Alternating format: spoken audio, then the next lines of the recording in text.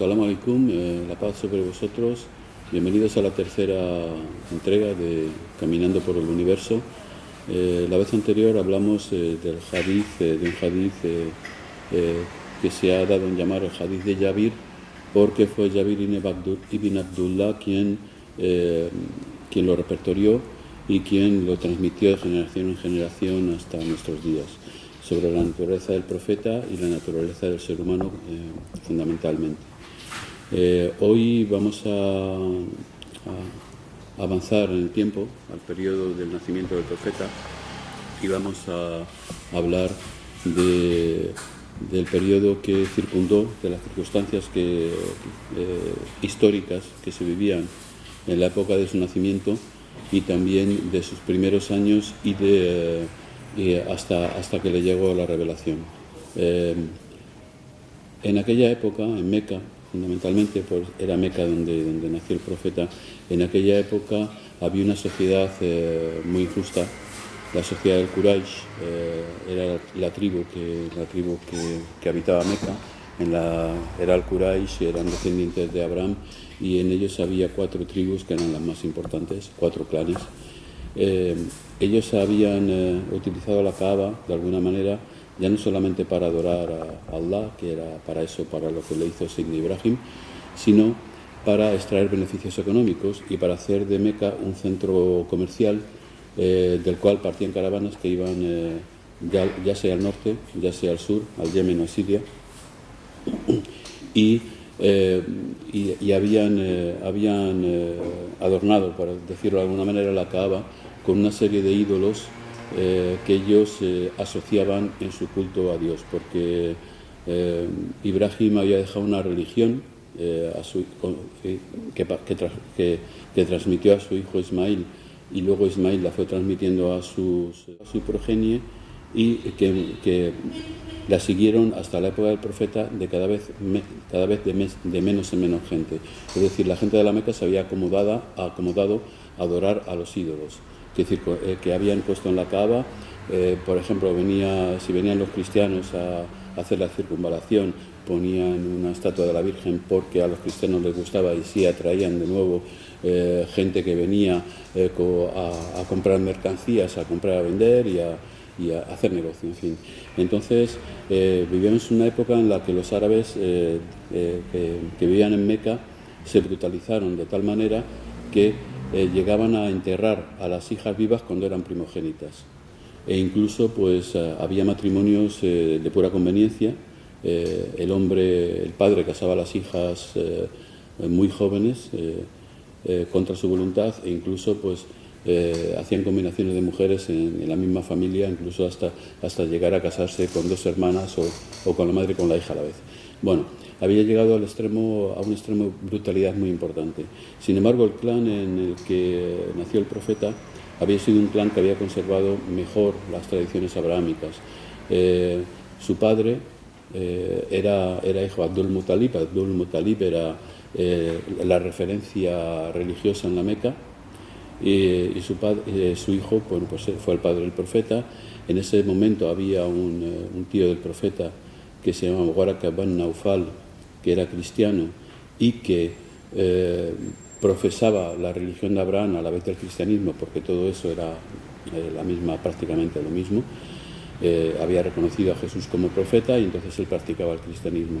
Bueno, Waraka ibn Naufal y pocos que había en la Meca todavía practicaban la religión Hanif de Abraham, y algunos judíos también de la Meca estaban esperando la llegada de un profeta porque la época lo estaba pidiendo. Es decir, los Qurayshis, como he dicho, habían llegado a un extremo de brutalidad del cual no se podía sobrepasar. En esto, Abdullah, el padre del profeta, fue a buscar a su esposa, se casaron, tuvieron a Muhammad. La madre de Muhammad, cuando nació, vio una luz que salía de su seno hasta el palacio de Kisra, de Cosroes en español, que era el gobernador de Persia, y había visto ella que unos elementos, unas manifestaciones tales que le decían que su hijo era alguien que no era como los demás. Muhammad fue creciendo, tuvo la mala suerte de que fue huérfano porque su padre murió antes de que él naciera, y su madre, pues como la Meca tenía un clima que era bastante negativo, una ciudad muy calurosa donde no corría el aire, donde no había un clima que favoreciera el crecimiento de los niños, la mayoría de las mujeres de Meca daban a amamantar a sus hijos a mujeres de la Badia. La Badia quiere decir el campo, es decir, una ciudad que estaba a 20 kilómetros de Meca, que se llamaba Taif, y que su marido era pastor. Entonces, en una ocasión, pastoreando ya de pequeñito, pastoreando ovejas, porque desde pequeños ya aprendían el oficio, pues salió con sus hermanos de leche y se encontró con un acontecimiento que no esperaba. Es decir, vinieron unos ángeles, le tomaron, le abrieron el pecho, le quitaron un coágulo que tenía en el corazón, le quitaron el corazón, le lavaron el corazón con agua de nieve y se lo volvieron a poner ya en su sitio sin el coágulo. Bueno, este acontecimiento les extrañó muchísimo a sus padres de leche y fueron a contárselo a su madre, que todavía estaba en vida, pero tuvo también tan mala suerte Muhammad de que su madre murió cuando él tenía 5 años. Entonces fue acogido por el hermano de su madre, Abu Talib, y en su familia, que lo trató como si fuera un hijo, como que lo quiso mucho. Y ahí estuvo creciendo Muhammad hasta que, cuando tenía una edad en la que los muchachos todavía están jugando en la calle, él ya acudía a las asambleas y daba consejos a la gente de Meca.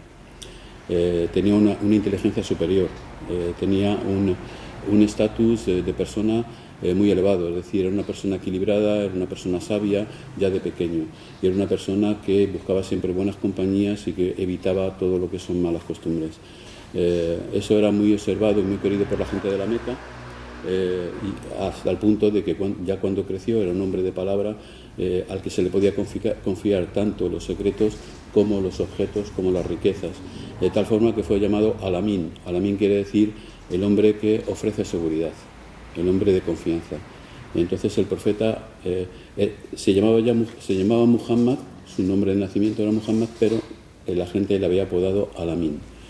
Bien, cuando era joven cuando era niño estuvo en Siria en una ocasión con su tío para hacer comercio, una caravana que iba a Siria para comprar cosas allí y vender las cosas manufacturadas que hacían en Meca. Y en el camino se encontró con un monje que se llamaba Bajira, un monje cristiano que vivía en soledad, vivía en aislamiento. Entonces dejaron a Muhammad con 12 años al cuidado de los camellos bajo unos árboles, y el monje, al ver que los árboles se inclinaban para darle sombra, vio que ocurría algo extraordinario. Es decir, los cristianos de aquella época, como su tío Waraka, estaban esperando un profeta. Entonces el monje se quedó maravillado preguntando quién se había quedado al cuidado de los camellos, y le dijeron, le notificaron que era un niño de 12 años que tenía el cerebro bien en su sitio para poderse ocupar de estas cosas, y le dijo invitadle. Y cuando le invitaron vio que tenía el sello de la profecía detrás entre hombro y hombro, en las espaldas, un sello que ya estaba repertoriado en los libros cristianos, y entonces le separó a su tío, le dijo este será un profeta y será perseguido por la gente de su pueblo, este muchacho. Llegamos a la edad de la juventud, y Muhammad ya es un hombre radiante, no es un hombre de letras, probablemente no sepa leer ni escribir, pero sin embargo tenía una retórica muy pulida, hablaba mejor que muchos escritores escriben, y entonces él en aquella época era buscado por todo el mundo para guardar sus cosas, sus enseres, para tener una cierta seguridad. Era como una especie de banco de aquella época. Bien, en ese momento los Qurayshis se pusieron a reconstruir la Kaaba. La Kaaba había perdido mucho de su... Era una casa ya muy anciana, o sea, estaba de la época de Abraham, era una casa que ya había que renovar, y entonces se pusieron a reconstruir la Kaaba hasta tal punto que cuando llegaron a los cimientos resulta que al dar el primer golpe de pico hubo un estruendo que llegó a toda la ciudad. Entonces comprendieron que no tenían que tocar los cimientos que puso Abraham para conservar la misma medida, en la misma forma, y para conservar tal y como estaba, y solamente renovar lo que era la carcasa exterior de la casa de Allah. A esto empezaron a subir el muro, y en el momento que llegaron, que tocaba poner la piedra negra en su sitio, los clanes se disputaban tener el honor de ser ellos quien pusieran esa piedra negra, ¿no? Casi llegaron a las manos en la discusión, y al final, pues antes de llegar a las manos, antes de llegar a una guerra entre clanes, lo que decidieron era que la primera persona que pasara por allí fuera la que decidiera qué clan había de dejar la piedra en su lugar. A esto el primero que pasó, por orden de Allah, fue Muhammad. Muhammad llegó, le llamaron, se dijeron entre ellos que había llegado, y como era un hombre de confianza, pues se dispusieron a escuchar su consejo. Bien, Muhammad lo que dijo, extended un manto, extendieron un manto, él mismo colocó la piedra sobre el manto y dijo, los 4 clanes, cada uno que lo suba de un pico. Entonces, cada uno de los 4 clanes, de un representante de los 4 clanes, subieron la manta de un pico, de tal manera que la piedra negra estaba en medio, y él mismo, sin decir nada a nadie, la colocó en su sitio. Nadie se atrevió a discutirle esto, y aquello quedó para los anales. La gente hablaba de este tema, pero nadie le dijo por qué había hecho sin permiso de la gente. Bueno, a esto Muhammad era un hombre, pues, un hombre muy elegante para las mujeres, es decir, muchas mujeres que hubieran querido casarse con él, pero un hombre que no tenía riquezas, era huérfano y dependía todo de su tío, es decir, su tío tenía sus hijos y él era su hijo adoptivo. Entonces una señora que se había casado ya 2 veces, que estaba divorciada, le contrató para llevar una caravana, y al ver cosas maravillosas que ocurrían en la caravana y cómo él había hecho las transacciones y cómo le había dado todo el detalle de lo que había sucedido, pues fue ella la que lo propuso en matrimonio. Ella tenía 40 años, él 25. Jadilla daba la casualidad de que era la sobrina de Waraka ben Naufal. Entonces, ese matrimonio se llevó a cabo porque Muhammad tenía muy buena impresión con ella, se llevaba muy bien, era una persona, eran 2 personas con un carácter muy próximo el uno al otro, y entonces él aceptó a la primera propuesta que le hicieron.